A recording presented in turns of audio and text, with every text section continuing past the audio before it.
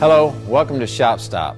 Today we're going to cut a piece of barn tin here and we're going to make it at an angle. So let's say that you were going to put a lean-to onto your existing building and you want to butt that sheet metal up against the side of your existing building.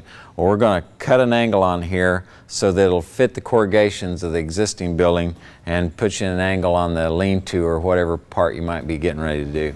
So first thing you have to decide is what's the pitch of your roof going to be, and then we're going to have to set our saw blade to get to that pitch. So there's a couple different ways to do it. Probably the easiest way, if you've already got it framed and you've got it set, then you can just set your saw on the top and get your blade vertical.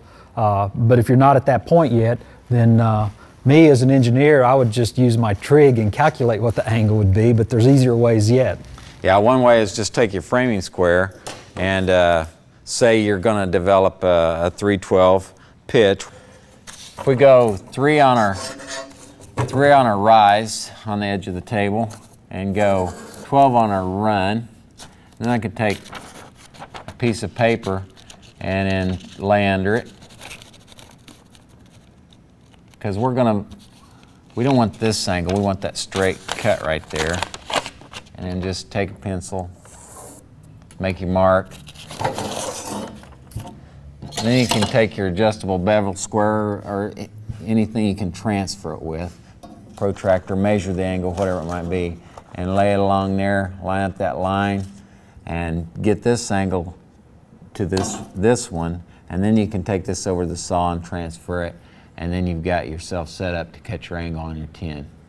Then once you get your angle set, you can use a transfer tool and then lay that up against your blade and set it that way. But we've got the blade set on the saw already, so we're going to cut an angle and then see how well it butts up against the other piece of metal.